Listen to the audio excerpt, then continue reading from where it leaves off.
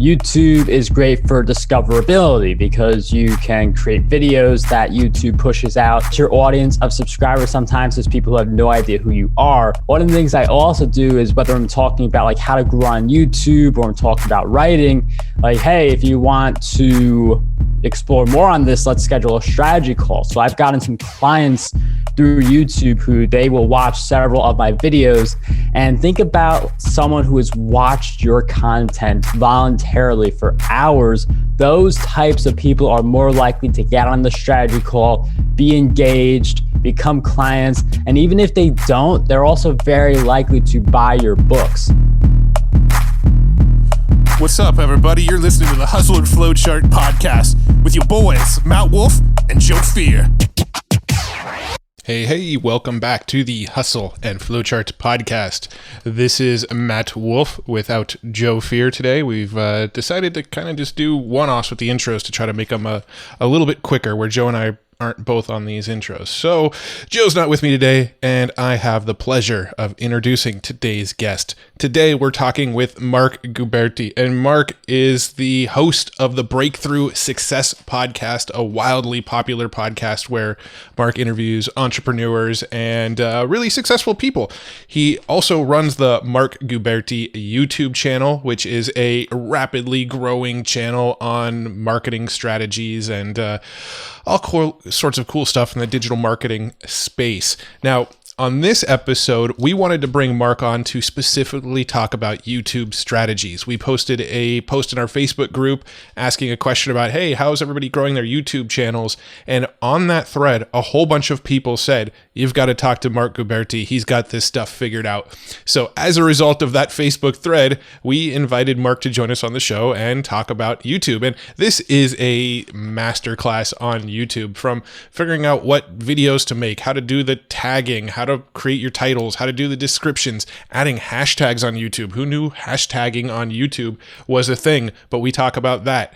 We talk about all sorts of strategies to increase retention, increase views, increase the number of subscribers you have. We pretty much cover the gamut on how to be really, really effective with YouTube. Marc really has this stuff figured out, and he put together quite the masterclass. And you'll notice this episode is kind of like a fire hose of questions. We really pick Marc's brain on this one and just sort of fire a whole bunch of rapid fire YouTube questions, because we wanted to sort of condense a whole bunch of YouTube knowledge into an easier to consume episode. So I really think you're going to dig this one. Make sure you stick around to the end after the interview. Joe and I are doing our little, what we're calling mini therapy sessions at the end of these episodes, where we sort of discuss our biggest takeaways and aha moments from this episode. A lot of people say that is some of the most valuable stuff from these podcasts, so make sure you stick around to the end to hear that as well. Now, we are taking notes on this episode, as we do with all of our episodes. You can get the notes for this one over at flowchartgroup.com. Now, if you go to flowchartgroup.com, you will be asked to join our Facebook group. When you join the Facebook group, after joining, we will send you a link to where you can download the most recent notes from our most recent episodes. So you've got to get in within 2 weeks of this episode going live. If you get in there within 2 weeks of it going live, we'll make sure you get the notes from this episode specifically. So go to flowchartgroup.com to get that. And final note, this show is supported by Ahrefs. That's Ahrefs.com.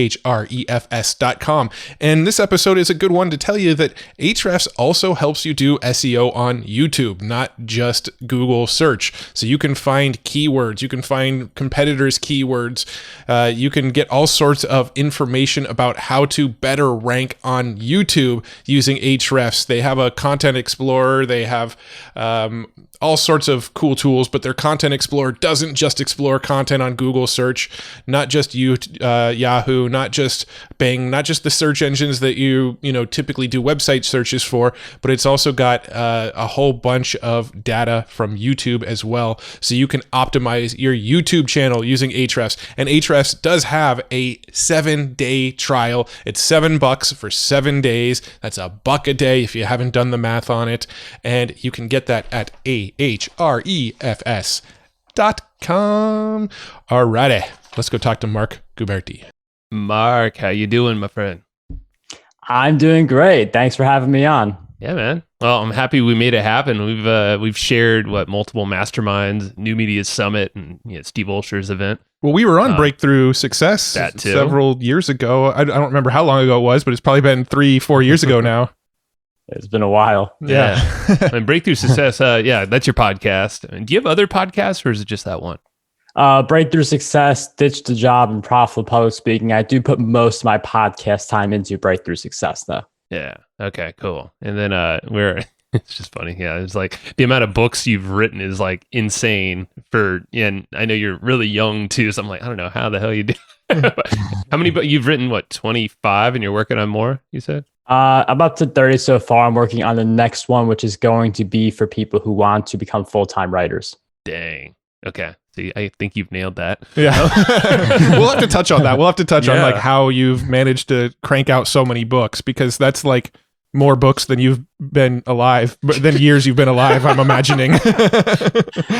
Tell us about that, man. Like, tell us how you started, because I know you started in entrepreneurship at a super young age, and you got people in your family that you kind of riff with. But tell us the story there. It's super interesting. So I started my first blog when I was 11. This wasn't any business adventure. This was more of a hobby. So my first blog was about the Boston Red Sox. I'm a New Yorker. I'm a Red Sox fan. Anyone who knows baseball knows that is a ugly mix. So how are you alive still? Just kidding. Got to go into hiding. That's right. But one of the things with the blog was I got to interact with other Red Sox fans. That was the whole point of starting it, because I may be from New York, but with the online, you could reach anyone on the planet, including Red Sox fans. And with this blog, that allowed me to see content marketing, see digital marketing, and that whole potential. So after creating a few more different blogs on different things, I really fell in love with the numbers. I fell in love with the marketing. I fell in love with tweaking conversion rates, seeing how quickly I could get out a product. So I fell in love with all that. And that's what turns me on to just the whole business front and helping people with that part. How about your family? Was it your brother, I believe, that you guys were you've always riffed ideas around back and forth? Yeah, my brother's really good at Facebook ads. So like, I'm more of an organic type of guy. My brother's more of a paid advertising type of guy. And we both have clients. We help with both of those different areas. My mom also has an entrepreneurial spirit. My dad, he is not an entrepreneur right now, but he does have an entrepreneurial past. So all of us, either now or at some points, had the entrepreneurial itch. Nice. I mean, that's so damn helpful. I wish I had that in my household at a young age, but I mean, hey, it's all good. But yeah, I mean, you started at 11 blogging. How about YouTube? Because I know you have some early videos there. I found one I was researching. I was like, whoa! Yeah. Very early, yeah. I'd say right before high school, maybe I started that channel. I was definitely in high school, like very early in high school, and I was doing stuff with the channel in 2012. That's when I first started it. But I didn't really understand YouTube. I just thought you put up a bunch of videos and people find you. But it took me a while to really learn how the algorithm works, grow there. But a lot of this I started in middle school with my business, and then different parts, like the YouTube channel was also middle school. The books were something in high school. Training courses were also something I started to do in high school. And I just continue adding new things to this day. Did you finish high school?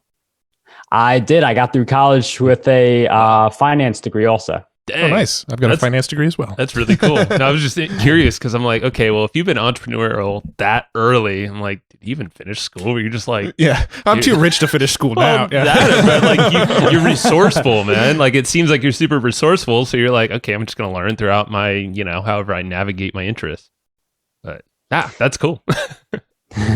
Yeah, so just to give the audience a little bit of context, the way this episode came to be was in our Facebook group. Our group manager Jacob put a comment up saying, how are people growing YouTube channels?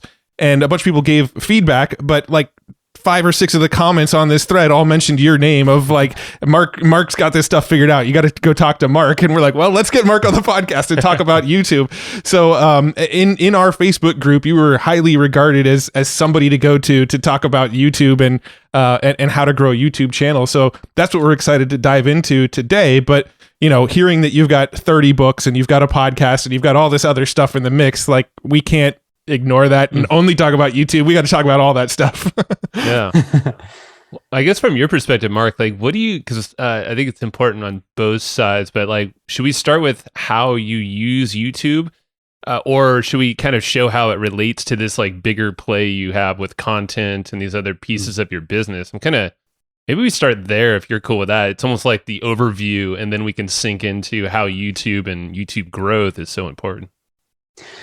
Yeah, so YouTube, I mean, you can make money through the AdSense, but you leave a lot of money on the table if you only use AdSense. So the way I use YouTube is great for discoverability because you can create videos that YouTube pushes out to, sometimes it's your audience of subscribers, sometimes it's people who have no idea who you are, and it helps you grow your audience. And in the videos, I have my background so people see my books. I have all my books in the description. One of the things I also do is whether I'm talking about like how to grow on YouTube or I'm talking about writing, like, hey, if you want to explore more on this, let's schedule a strategy call. So I've gotten some clients through YouTube who they will watch several of my videos, and think about someone who has watched your content voluntarily for hours. Those types of people are more likely to get on the strategy call, be engaged, become clients.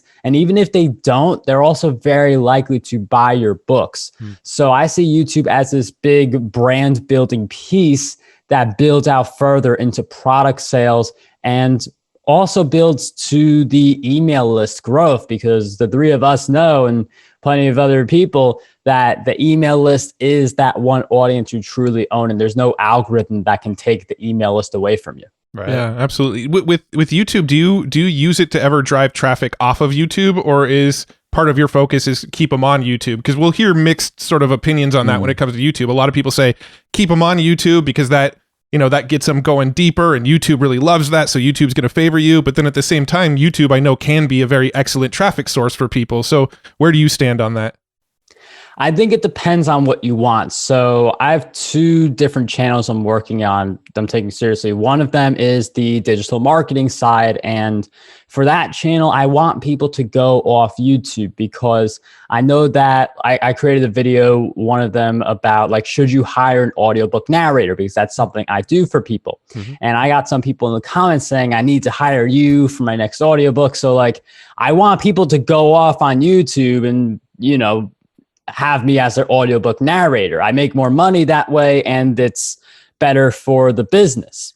For my other channel, which is more about investing individual stocks, called Beat the Market, I want people to stay on YouTube because then they'll binge through multiple videos of mine, and each video will do better. Like for those videos, I see like 10 to 15% click-through rate. Like wow. Some like the numbers for that channel are really good. And there's a lot more, just for investing, what I've noticed, there's a lot more traction you could get of people who have no idea who you are. So for digital marketing, it's promoting to my existing audience, gaining some people from the algorithm, but taking them off of YouTube because that's my goal for that piece. But for the investing piece, I want people to stay on and binge my content. That makes a lot of sense. And I remember one of the comments in our community as well, in the Facebook group, you said that the digital marketing channel doesn't really, I guess it doesn't get as much love from YouTube as your investing channel does, right? The algorithm kind of feeds your investing channel a lot more so than the other one. Yeah, because so Pinterest stock, for instance, as of this interview, reported earnings today. And that's you have a time sensitive topic. So I did videos about Pinterest stock and should you buy before earnings. It's a very time sensitive topic. It's something people want now. And digital marketing also does well, but it's like, let's say how to launch a podcast. You could watch that on your own time. There are a lot of other people in that space, but for a video day of about Pinterest earnings, like there's not as many videos on that topic. So part of it is, are you a current events type of a channel? If you can weave current events into your channel content, it does give you a lot of potential search traffic that maybe a few days after the event and, not as many people care anymore, it's not going to gain as much traction. But if you could tie into a current event, which is easier to do with an investing channel, you can get some of those initial momentum. I would imagine it's less competition too, right? There's less inventory, less people making videos around that, especially if you're quick to it the morning of or whatever it is. And then boom, you stand out. Hopefully you can grab them as a subscriber or lead them wherever. Where are you taking them actually for your stock tips? Do you have a course or book around that too? That one's still pretty new. So the only real thing I have for that is just like the YouTube channel growth. I do have some affiliate stuff like Robinhood. I'm putting up Webull there soon. That's like a very, like I make more from narrating audiobooks. I do have only one book about investing. So the business side is very small on the investing front. It's just that those videos, like I don't even try and they get hundreds of views. Like I don't have to promote. I just create the thumbnail. I create the title, description, done. For other videos on the channel, I do have to put in a lot more effort with the marketing side. But again, people will buy my books. They'll become clients. Like there's more of a business with the digital marketing versus the investing. Very cool. Well, I'd love to sort of like walk through your process for YouTube a little bit and kind of get a little more granular and in the weeds with it. So let's start with, how do you decide what videos to even make for YouTube? Like, how do you keep the hopper full, and where do the ideas come from for your next video? So I always look at vidIQ first. vidIQ, it allows you to see how popular a keyword is and also how much competition there is. So ideally, you want to look for a keyword a lot of people are searching for. Not a lot of YouTubers are creating content on it. I like to go for something with a score of 60 or higher. vidIQ automatically calculates this score. So I'll compile a whole list of topics, and then I'll just start creating videos on those different topics. And TubeBuddy comes, I know we were talking about TubeBuddy before the interview, that comes in when I'm doing the tags. So I max out on the 500 characters that they give you to create tags. So vidIQ is for coming up with the topic, and TubeBuddy is more for the granular individual tags. And then once I have the tags, I update the description accordingly. Gotcha. So vidIQ, it will analyze YouTube. I've never used it, so I'm kind of flying blind on that one specifically. So you basically plug in like a concept for a video, and it'll tell you how competitive it is on YouTube. Is that kind of the idea?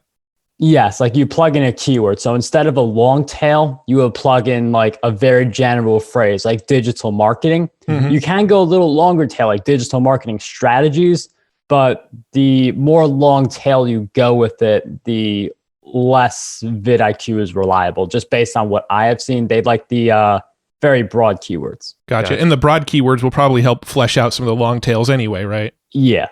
Gotcha. And I have used vidIQ, only the free version, but not in the sense you're saying here. I've actually used it to install the plugin, so it has this little bar, this dashboard inside of YouTube. It overlays and it gives you a score, like your SEO score, and like a checklist.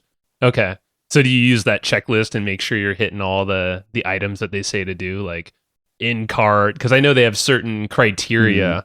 Is that part of your process as well after the keywords? Yeah, I'll check off as many of those as I can. I do the end screen for all the videos. The cards, that is one thing I know I should be doing more of, but haven't really addressed that quite yet. But I do look at that to check off as many items as I can. Nice. Gotcha. And for the keywords, do you need the free or the paid version of vidIQ? I use the free version of vidIQ, the paid version of TubeBuddy. Okay, Gotcha. Good to know. Yeah, because I know that was like always been a question for me as well with these tools. Very cool. So then you have TubeBuddy, right? So you want to, you got something there. Well, I'm not sure the order of events at all. So would the next thing be figuring out tags, or would it be figuring out the title, or would it, what would be your next step after you've kind of got these ideas? You went into vidIQ, you sort of fleshed out what videos you want to make, and then you made a bundle of videos. What's the next step after that? The next step is you upload the video. I always come up with the title first, and then I will do the tags, because if you have the title and you have stuff that kind of gives YouTube an idea of what your video is on, vidIQ will give you better keyword suggestions. So if you don't have a title, you don't have a description, TubeBuddy's not going to be able to help you because it's just guessing what your video is about. So title first, then the tags. I do all 500 characters, as many as I can. And I end with the description, because at that point I know what tags I want to incorporate in the description. So it's not like I list one under the other, because, you know, that's just a spammy description. Mm-hmm. But if I have like digital marketing, content marketing, social media marketing as tags, I'll incorporate all three of those phrases inside of the description for the video. Gotcha. Yeah. We've actually got Rob from TubeBuddy coming on in a couple weeks here. So we're going to get like super deep on how to use TubeBuddy with him. Yeah. But I'm curious. So when you use TubeBuddy, you plug in this video and it recommends tags based on other videos that are in a similar area. Like how is it picking what tags to use? I think it's based on the title and just like any piece. Like, I don't fully know what goes into TubeBuddy's decisions, but I think it's based on the title for me anyway, because if I pick a good title, like if I say like, oh, self-publishing, then TubeBuddy gives me a bunch of self-publishing related keywords. If I don't do that, then it's very general, like business, which it's a very broad keyword and for sure a little harder to rank for versus something like self-publishing. Gotcha. And then thumbnails, would that be kind of like the next sort of phase you'd figure out, is creating a eye-catching thumbnail? Yeah, that's actually the last step. That's the last step. So I'll do the title, tags, description, end screen, cards when I remember it. And I'll create all of the thumbnails in Canva.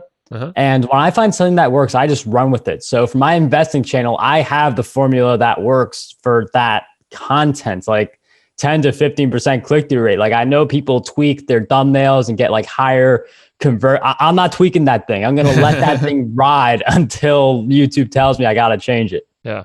So can you give us, unless you're open to expelling all the, the secret sauce on that channel, but like, what are the principles behind a good thumbnail from your perspective? You got to evoke a strong emotion. Like, people aren't going to click just because it shows up. So something that works on the investing channel, and I'm working to carry this over to the digital marketing content because I'd like to see that type of click-through rate all across the board, is I'll show like a stock chart and a downward motion, or I'll say like, should you sell? Should you buy? And that type of stuff. It's like, people want to know the answers to those questions. Like, if you're searching for a stock, you're looking at it because you want to know if you want to buy or sell. And then the thumbnail evokes that emotional response. So that's been part of the reason why those videos have been doing well. I've seen some of that success on the digital marketing channel. Like, one of them has like me on it, and then like 1,000 book sales as a text. Like, you don't want too much text. You just want to be able to convey a message very well and create that emotional response, not just something that blends in and people just scroll through it. Yeah, and it almost sounds like the text or the image you'll put on that thumbnail, it's almost like opening a loop in their mind, right? There's you see that thumbnail and you go, man, I need to know what he's talking about. There's an open loop now as a result of that image. That's kind of your goal, right? Yeah, it's just if people go through a thumbnail, and you could test this out with a few people if you don't have enough YouTube data, but if people skip through it, you have to change the thumbnail. And again, look at the data on YouTube. If I see that a thumbnail has under 3% click-through rate, I change it right away.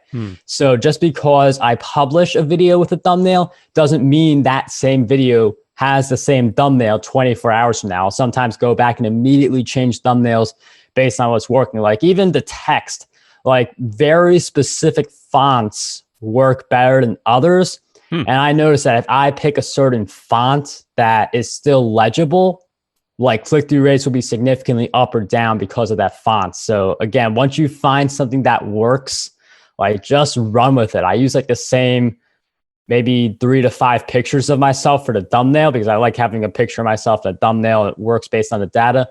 Like, once you find something that works, just keep riding it. Yeah. Sure. Do you do the same sort of testing process with the titles too, or just the thumbnail?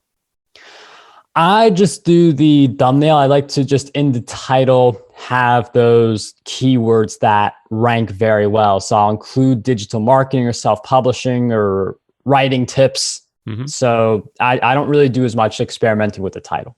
Gotcha. On the, I thought it was interesting. Yeah, you had this bottom of 3% click-through rate, and then you go up from there. It seems like if you know what the decision is or what's in someone's head, the potential viewer, like your stock channel is perfect example. You know that they want to know if they're going to buy or sell or do nothing, I guess. So that thumbnail kind of hints to the answer, it seems like. And then, you're creating the open loop. So you're kind of pulling them in. So it seems like understanding the psychology of that thumbnail is super important. I mean, we've heard that a lot from YouTube folks. Just nail that and keep looking at it. And then I'm thinking about like the analytics, and this, if I'm jumping ahead, stop me, because there's like so many analytics in YouTube. It's fun. It's fun. Yeah. Well, I know for thumbnails, it sounds like you can sync all of your bring your information down to just get that data point. Well, I just learned just now that you can even see your click-through rate on your thumbnails. So that's new information to me as of this podcast. What are other, because with Google Analytics, just like YouTube, it's kind of like, holy crap, there's so much here. Yeah. And the best advice that we've always heard is go in with a question, like know what you're looking for. So how do you use the analytics side of YouTube? I love the analytics side. So I'll just give some of the stuff. Like the more you this is a very basic, like if you go in with this knowledge, it'll help you because it goes so much deeper and you'll be able to get deeper if you have these down. So click-through rate, you can see that channel wide and for individual videos. This is a big metric because if YouTube sees the 10 to 15% click-through rate, they are incentivized to promote the video because they know their people click on it. Because at the end of the day, like you are a creator, but you are on a platform that is very actively seeking to make money. And they will push out the videos that do the best job of gaining attention and money. So click-through rate, that's the first thing. Another big thing is it's a mix of average watch time per video and retention rate. So you're actually able to track both of those. The reason I say they're both important is because in a 1-minute video, if you get someone watching for 50 seconds, that's an 83% retention rate, which is really good. But then 50 seconds isn't that long of a time for a video. And then someone could just browse around for another video, get lost on YouTube, and then leave. So on the other hand, you can have a 1 hour long video that gets like 5 minutes of watch time, which is more watch time than the 50-second, but 5 minutes out of an hour-long video is horrible in terms of retention rates. So those are the metrics I use to determine the quality of a video. So if the average person's watching for 50% of the time, I know it was good. If someone was watching for less than 30% of the time, I know I have to fix stuff. And they will show you a chart that you can see at the 2-minute 15 mark, I dropped off. Like you can see down to the second where the drop offs are. So you could rewatch videos, figure out what you did. And I'll also use the reach tab, which lets you see how people are finding you. So the reason that I cover certain stocks on my channel is I'll create videos. I'll see that, people want this stock. They want to see what's up to date with this stock. So I will cover more on that. That's actually the reason I started the investing channel and even do more investing on my main channel, because I saw that for my main channel, 3 of my investing videos attributed to a majority of the traffic. So I have the better business model in digital marketing, but from a visibility standpoint, the investing makes more sense. So I'm building a little bit of a model around that. And some people who they come in for the investing, they also see the digital marketing stuff. This is so cool. This is good shit. I'm curious, looking into the analytics, you probably find some recurring themes, some patterns, right? Have you found any sort of ideal length of video? Is there a sweet spot for the length? I think it's just a combination of video length and watch time. So I have one of my videos that is 16 minutes long, has maybe a 4-minute, people watch for around 4 minutes, 4.5 minutes. And it's an okay retention rate, but I guess relatively good considering it's a 16-minute video. So that video does pretty well, but it's about dividend investing. So part of it, there's like a lot of different factors. I don't really have like a how long, like I don't make every video like 5 to 6 minutes. I just do whatever I feel. Sometimes I go longer, sometimes I go shorter. I do have a slight preference though to longer videos because longer videos get you more watch time, which helps you with the algorithm. And if you are looking to monetize through Google AdSense, you need 4,000 hours of watch time within a 365-day period. It's not like YouTube just gives that to you. You have to get the hours before you can monetize through their platform. Nice. Let's go into that. Well, let's go into that in just 1 second. In a second. What do you got, Matt? Okay, so when you dig into these analytics, and let's say you find a video that's 16 minutes long, but people are only sticking around for a minute, what's the course of action that you'd take if you notice that people just aren't being retained on this video?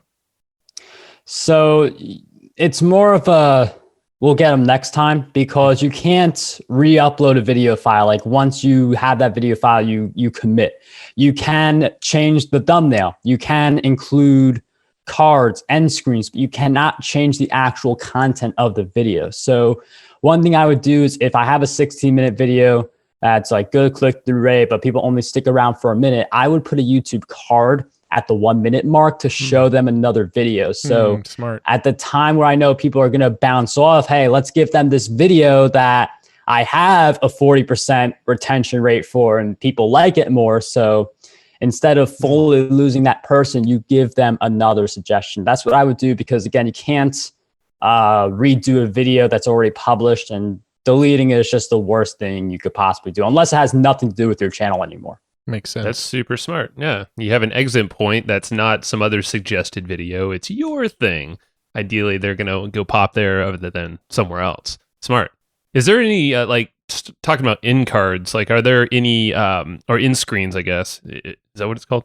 In screen? Yeah, in screen. Yeah. Do you have a strategy around that? Like, do you go to a related video or some, specific one that you always direct people to like lead capture or something? I always do. So I'll have one thing there for people to subscribe to my channel, and then I'll have another like recommended video from YouTube. I know that as YouTubers get they grow more, some of them, instead of having the subscribe option and the recommended video, they will do 2 videos. One of them recommended, one of them specific to what the other video is. So if I do a video about audiobooks and I talk about should you hire a narrator. I didn't do this in the should you hire a narrator video, but I'm just giving this as an example. Yeah. I talk about at the end and I say, maybe you want to go through it yourself, or maybe you want to hire a narrator. Either way, you're going to need to learn how to get sales for your audiobooks.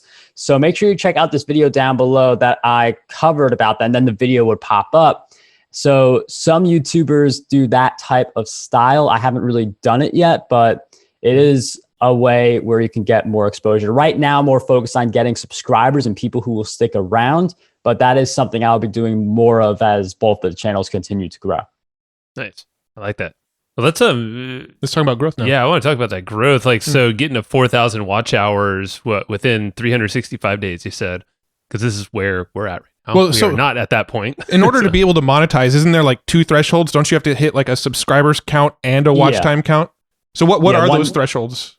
4,000 hours of watch time and 1,000 subscribers. So I didn't say the 1,000 subscribers because I hit that with the first channel, so I don't think about it. But for people who aren't there, 1,000 subscribers is that other threshold. Okay. Gotcha. So what are some strategies around that to do that, I guess, quickly so people can open up monetization and, kind of have more flexibility?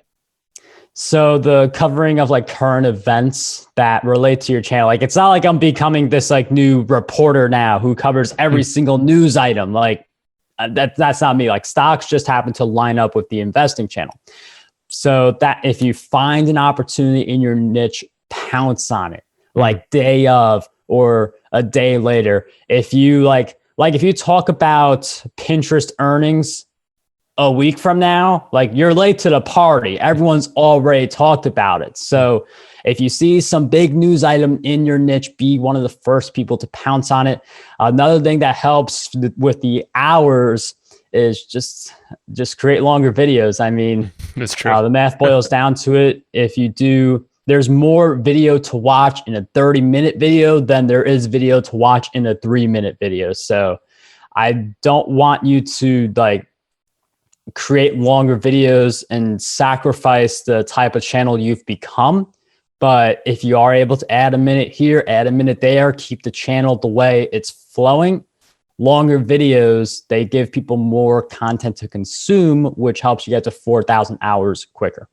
Gotcha. So was there any sort of like external means that you used to grow your YouTube channel, or was it kind of, I made good content, put it on YouTube and it got discovered? Or did you actually use, you know, you said your brother's into advertising. Did you do any advertising? Did you do any social media marketing outside of YouTube? Was there any external forces that grew your YouTube channel?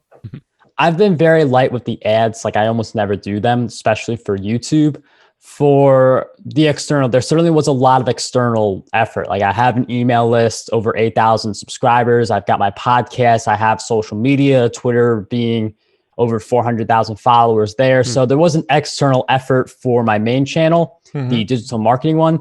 The investing content though, just due to the like news factor, there is no push I have to give. YouTube does all of the push for me.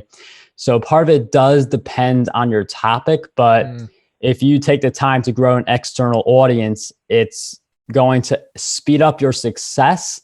And then if something happens to the YouTube algorithm, they suddenly start to favor certain content less, etc. You still have your audience. Makes sense.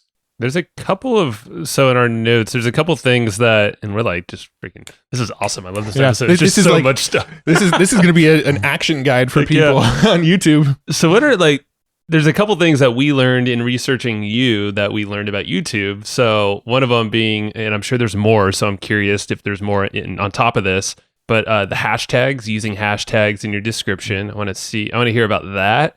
And like, just what's the deal there? And then the community tab. I still don't know anything about that. We're actually trying to find it on the YouTube app. We're seeing stories and all this stuff. I'm like, I don't know what the hell the community tab. But educate us. And maybe anything else that we should know about YouTube that's kind of hidden. Yeah, let's start with the hashtags though, because you know most people associate hashtags with Twitter and Instagram and that sort of stuff. But I didn't know hashtags were a thing on YouTube. I mean, hashtags, I know they started on Twitter and most people think of them on Twitter, but they're on Twitter, Facebook, Instagram. They're also though on Pinterest. And YouTube is another place. So YouTube lets you add up to 3 hashtags in your description. It just gives you some extra visibility. So you've got your favorite tags like the digital marketing, content marketing, social media marketing, as I mentioned in the earlier example. You could do at the very bottom of the description of the video, hashtag digital marketing, hashtag content marketing, hashtag social media marketing. And some of the videos that use those hashtags, it's just like any other platform. You put in the hashtag, you get a little more discoverability. And while hashtags, again, I think most people see it as a Twitter thing, it is something that since not as many creators are thinking about, although of course not as many viewers are thinking about either, when you do use the hashtags, you generally have less competition for that search term. And if you do put the hashtags, the 3 hashtags will appear right on top of your title when someone views your video. So the hashtags won't appear in a search result, but if you click on a video that has hashtags, you will see them right by the title. And you could put that pretty much anywhere in the description, or does it have to be anywhere. Like anywhere in the description? Matter. So with those hashtags, are you using like TubeBuddy and using similar keywords to what you did with your keyword tagging, or how are you picking the hashtags? Yeah, I'll use just like I did with, I focus more on the vidIQ. So I'll focus on stuff I use in the title. So if content marketing strategies in the title, that's going to be its own hashtag. And I could usually do that with at least 2 of the hashtags, sometimes all 3. For the third one, I'll just pick something that showed up in TubeBuddy and also has a good score through vidIQ. Gotcha. That's cool. All right. So thank you for sharing all this. This is like, and we're also going to pass this over to our fine gentleman, Jacob, on our team who heads up our YouTube channel and our content. So we're like, study up. Thank you, Jacob. So the community tab, that's another one that, what is it and how can that benefit us as well for growth? So the community tab is something like in between Facebook post and a tweet. So that's just the way I like to think of it. Pretty much you get to write to your audience. So the only way that in the past you could communicate with your YouTube audience was you had to create a whole video. And there are some messages where it doesn't make sense to do a video. You could just write a few sentences. And this could be anywhere from maybe you came out with a new book. You want to share a personal update so people get to know the person who's talking to them in the videos. So a community post is just a way to engage with your audience. You can also do polls. So I ask people, for instance, what type of videos do you guys want more of?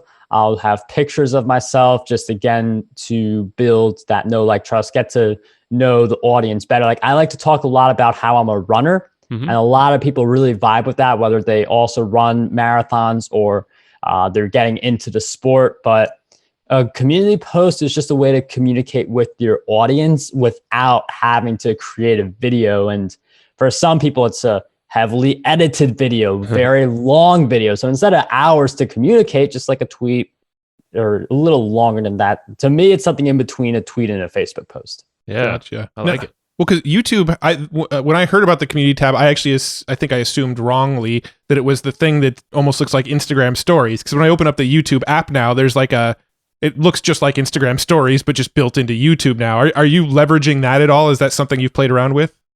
I believe for YouTube stories, I don't know if the number's 10,000 or 15,000 subscribers, but there is a certain number you have to hit before you can use that. So not yet. I will as soon as I get it though.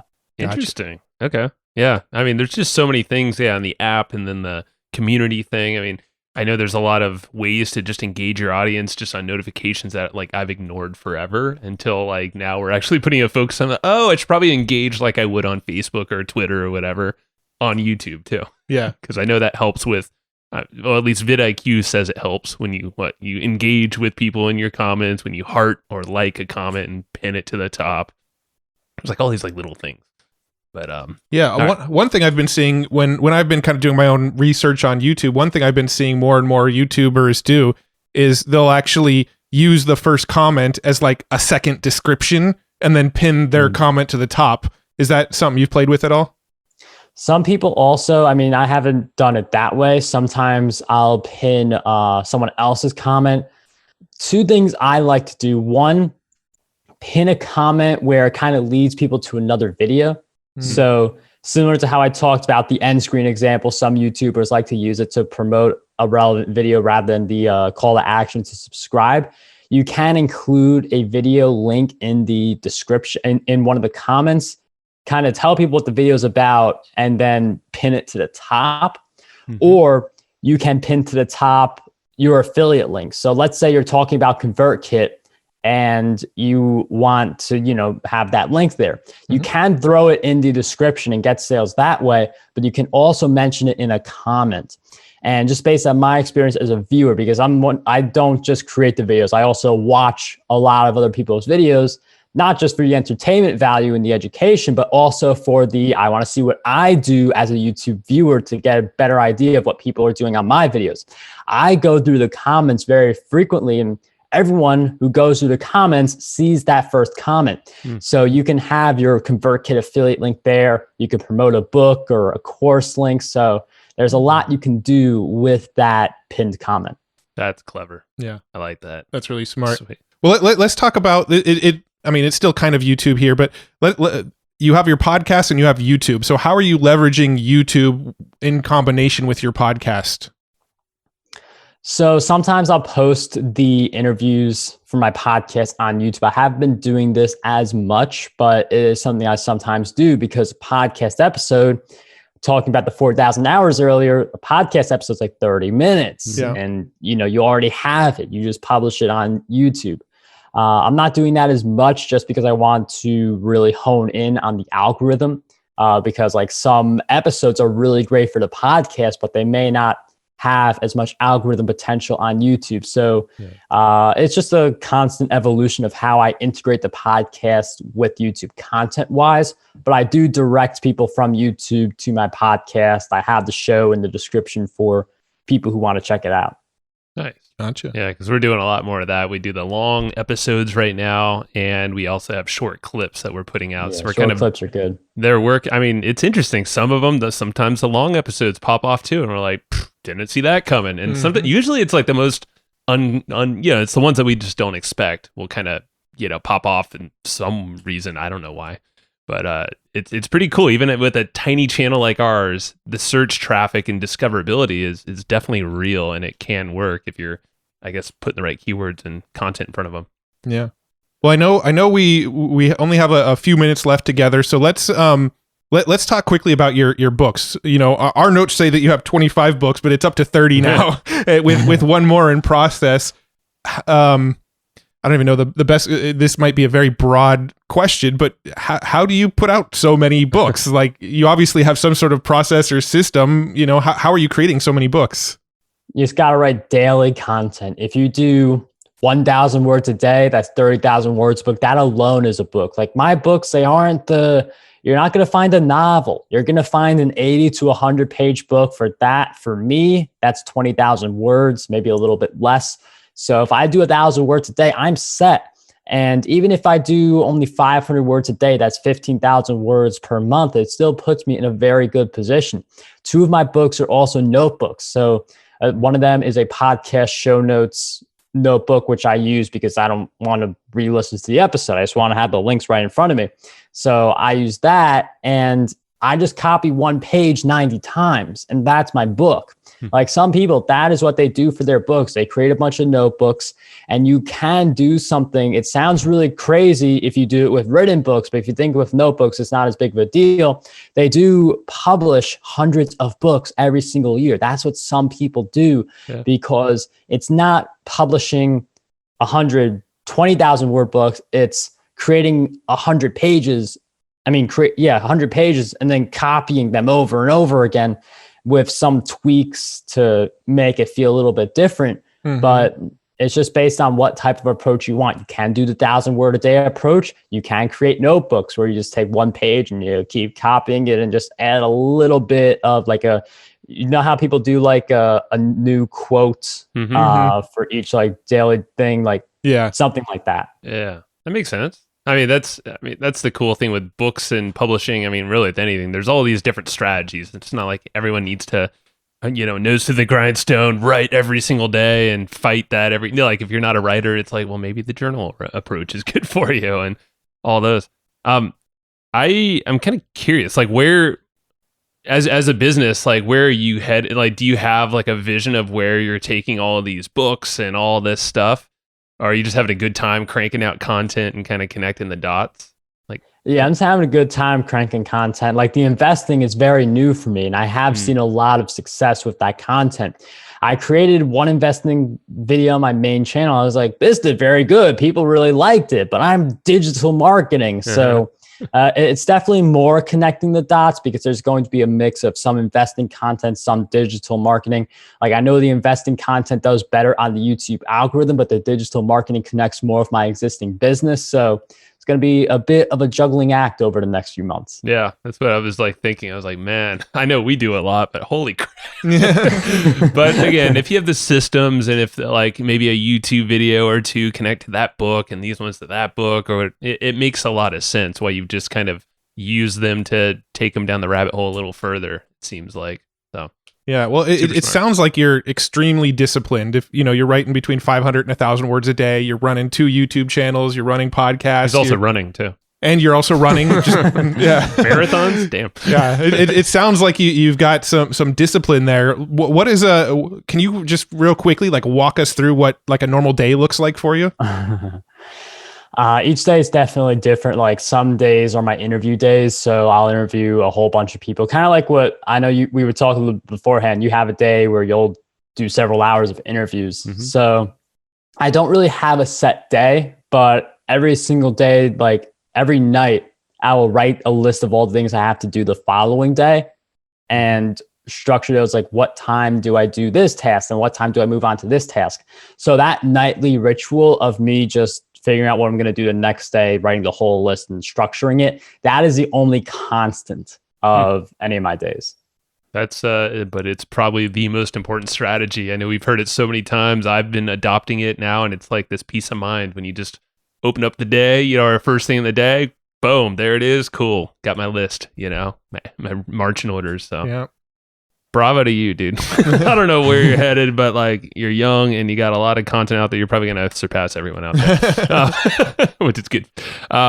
Thank you. I don't know what else. I think we hit. Oh, where can people go find you? I know you have Breakthrough Success as the podcast. What else? You're on Twitter. You have a lot of followers. I didn't know you had that many. That's awesome too. MarcGuberti.com, Marc with a C. That is my website. I do all digital marketing stuff on that site. If you want the investing, I do media content on Medium because that's also something I do. I do my Beat the Market YouTube channel and my main YouTube channel, which is just the Marc Guberti channel. I talk a mix of investing and digital marketing. So those are some of the places to find me. Awesome. Well, we'll link all those up in the show notes so anybody listening can get easy access to all those. And Marc, thanks so much. This has been awesome. This has been a masterclass on YouTube for me, so I know it will be for the audience as well. Yep, and for Jacob listening. Thanks, Jacob. Thanks for having me. Thanks, Marc. Have a good one. Alrighty. Ooh, hey now. That was a masterclass, dude. I felt like it was just like thing, go, or thing, answer. Yeah, well, you know, I did kind of feel like we were like drilling him or grilling him or whatever. I felt like it was just kind of like, all right, question. But like, I think that's how he thrives. I think Marc cool really like appreciates, like, I just like to answer questions. He said he had a good time afterwards. So I'm just going to trust that that's the truth. Yeah. But well, yeah, we got a lot, man. As far as like a dense, actionable episode, this has probably been one of the sort of densest and most actionable. I feel like somebody could listen back to that episode, have no YouTube channel at all yet, and know, okay, cool, I know how to get ideas for videos. I know how to go and like figure out how to title the videos. I know how to upload them. I know how to pick titles. I know how to put images on them. I know how to pick the keywords. I know how to drive some initial traffic. Like everything. Like you can go and start a YouTube channel based on listening to that.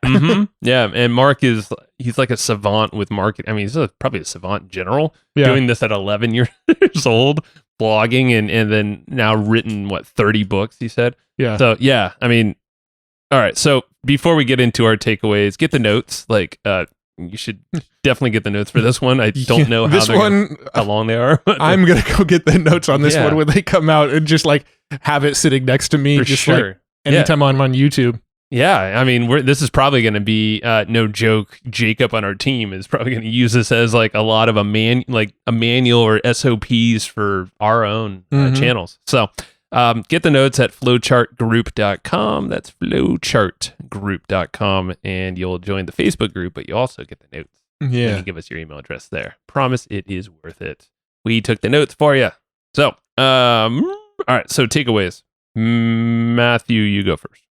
I just said my takeaways. That was a master class. It was a master class. All right. So 2 tools. We like tools. Yeah. And these are tools. We're actually having one of the TubeBuddy folks on the podcast pretty soon, but TubeBuddy was one of them, and vidIQ. vidIQ is one I've used quite a bit, the free version. Not the way that Marc was saying, though. But yeah, those 2 tools, like by far, like even on that thread, that Facebook thread in our group that kind of kicked off this whole conversation. Yeah. So many people were referencing both of those tools. Yeah. I think TubeBuddy maybe a little bit more, but you can see how Marc used it.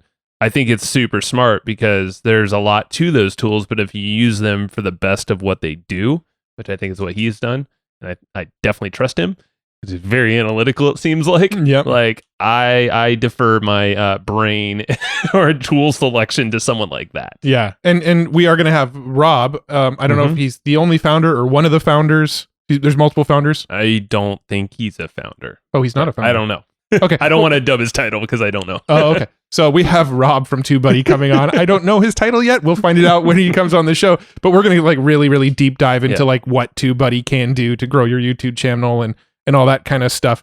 I think so. I did have some takeaways in the sense that he was talking about things that before having conversations with him, I didn't even know that you could do with YouTube, right? Like what? I didn't know that people were using hashtags on YouTube. True. I didn't think that was a thing. Mhm. I didn't know about all of the various analytics. I knew YouTube had analytics, Mhm. right? But I didn't know that you can put an image thumbnail up and see what kind of click-through rate that thumbnail was getting. Crazy. And then if the thumbnail was getting below a certain threshold, you can go swap that thumbnail out and try to optimize your thumbnail. I didn't know people were optimizing thumbnails on YouTube. That's a new revelation to me. Hey, what he said, under 3%, that's when he starts reworking the thumbnail. That's his personal metric, yeah. It is, yeah. And 15% is like his holy grail, it seems like.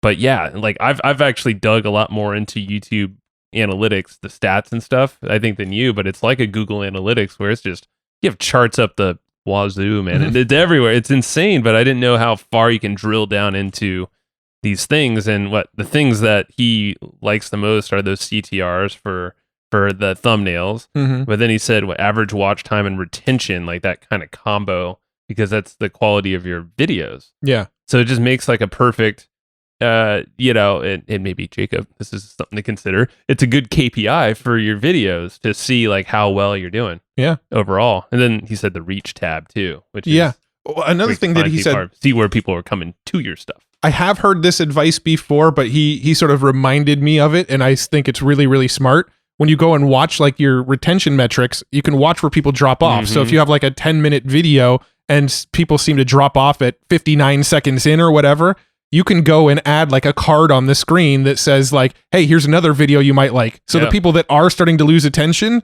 maybe they'll go click and watch a different video for you. And the people that are attentive can continue watching that one. Smart. But I think that's really smart to watch when people drop off and then try to throw another call to action in at that point. So the people that might have dropped off, you're giving them something else to go do. Yeah. Without losing them forever, potentially. Yeah. Yeah. And it is smart because you can't upload another YouTube video. Yeah. You could tweak all these things, but if like you have someone, you might as well retain them there too. I'm seeing YouTube as like you can create a really good journey within just a single YouTube video or your channel, even without a ton of people. Well, we had the guys Tristan and Aaron on the podcast talking about their video or YouTube flywheel concept. Yeah. So check that out because that's a lot more of a journey path. If you learn this, go find Tristan and Aaron's flywheel concept episode with us. Yeah. And I mean, this episode for us was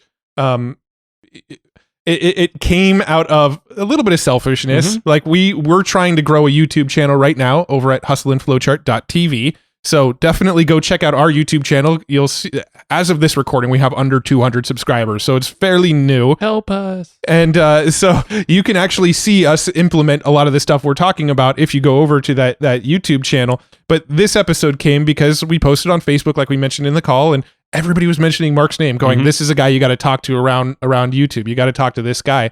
And so we're really, really kind of putting a lot of eggs in the YouTube basket, over the next year. Like we're really, really going to go hard on YouTube. I think one of the things that we're noticing about our personal brand, just kind of, giving some behind the scenes insights here, is we've tried Instagram. We can't freaking make Instagram work for us. It does not really drive traffic to our business. I think there's like a brand element where... That's what I was going to say. I think there's other aspects we'd have to look at, the brand and maybe top of mindness with the right people if we tag them. Yeah. So the tagging thing, I think, is where we do get some traction on Instagram, is if like a new episode goes live, we'll tag that person on a post about that episode. We were watching some tags, people tagging. Yeah, Alex stuff. Sharfin was tagging one of the episode he was in with us. Audiograms and stuff, yeah. Yeah, so like I think with Instagram there is that branding thing, but like the brand value for me of Instagram is sort of hard to quantify. Sure. So really like where we see results on Instagram is that sort of resharing stuff, restorying stuff. Sure. Whatever they you don't call have it. a good term for that. We don't know. Me and so my favorite social media platform is Twitter. I hang out on Twitter. I'll kind of scroll through the feed and reply to people on Twitter and stuff. As far as driving traffic to our podcast and to our business, we've got no traction with Twitter, really. We have played around with Pinterest very, very, very, very little. We had Stefan Ciancio on our show a couple years back. He gave us some Pinterest strategies. We had a hard time getting traction with Pinterest. Facebook, we've got our Facebook group. and we run Facebook ads, but organically on our Facebook pages and stuff, it's crickets, right? So all of this to say, like, we've sort of honed in on, all right, we're going to put a lot of focus on growing the podcast, the audio.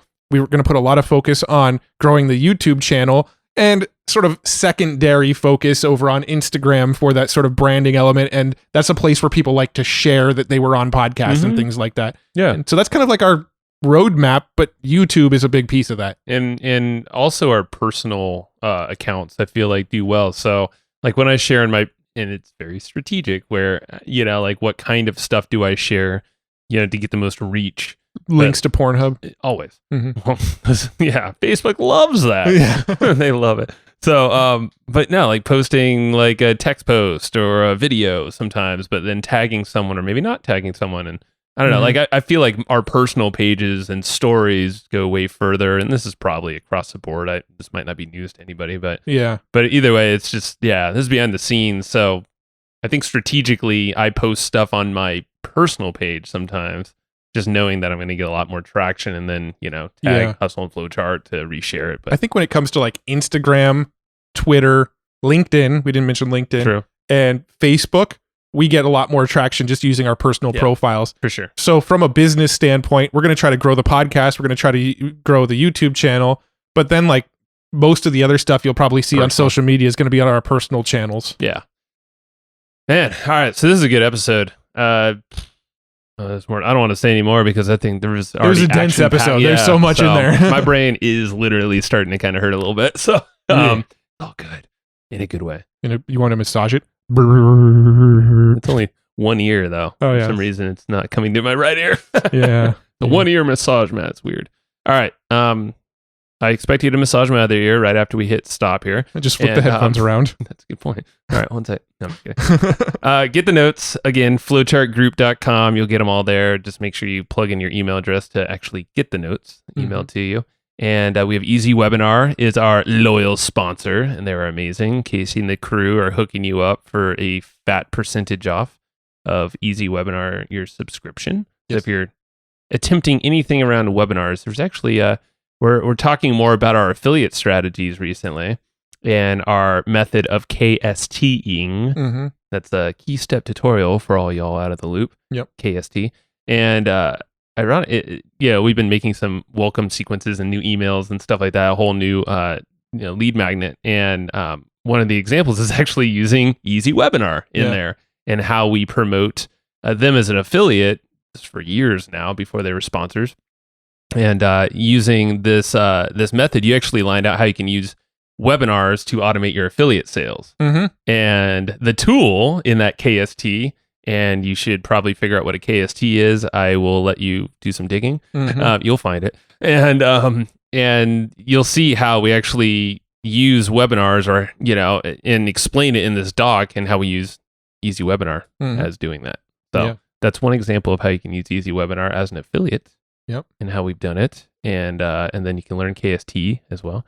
But all that to say is you should try out, if you're thinking about webinars, Easy Webinar is your tool. So go get that. You'll get a fat hookup if you go to easywebinar.com/hustle. You should go, if you think some folks are struggling around YouTube growth and YouTube stuff, or you're thinking about getting on the YouTube train or someone else, go share this episode. Yes. Please. And leave us a comment, review. We read them all. We love them. And tag I might us even shout you out one of these outros. That's something we should do more of, is read some of the reviews. We mentioned at one time we were going to start doing it, and then we just haven't done it as much as we've wanted. So let's start reading some reviews again in some of these outros. That.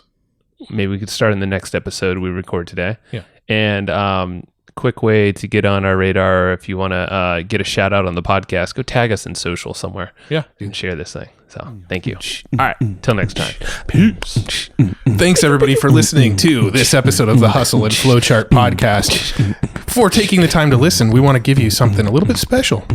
Every single episode that we do, we actually have somebody on our team take notes. We basically have a Cliff's Notes version of every episode where you can go and find all of the tips and tactics that they laid out, all of the resources that they laid out, all the good stuff from this episode. We actually have a nice simple notes version that you can find on our website. So go to evergreenprofits.com, find this episode that you just listened to, and give us your email address and we'll send you the notes. Thanks for listening. Go get it. Wiki wiki.